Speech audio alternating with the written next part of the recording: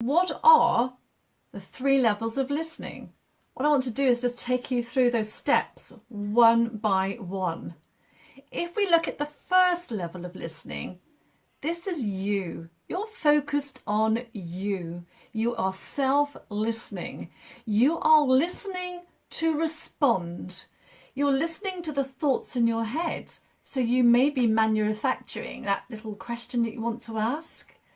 You might be thinking about what you want to say next and how you're going to contribute, and you're relating everything you hear to yourself.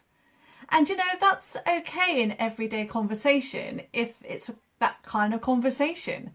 But if you want to listen to really understand, you don't want to be listening at level 1, listening to yourself.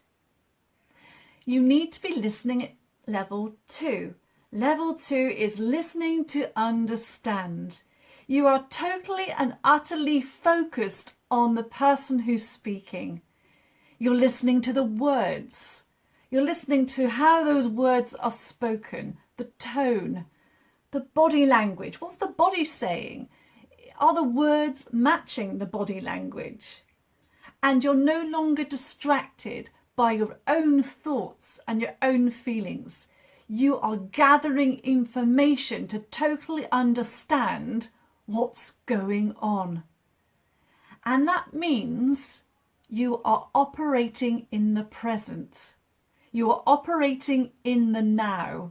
You are no longer focused on what this person has done before or said before.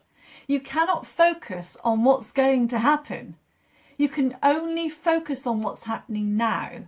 Because how can you manufacture a question if you haven't heard the whole story or the message that person is trying to say? You can't. You can only listen 100% at level 2 to fully understand the real message, the total message, reading between the lines. And level 3 involves the real focus, picking up on everything that's being said. It's using that intuition, your emotions, the signals that are being sent and sending those signals which are being sent, sensing those from that person's body language, and knowing then how to respond because you have totally understood.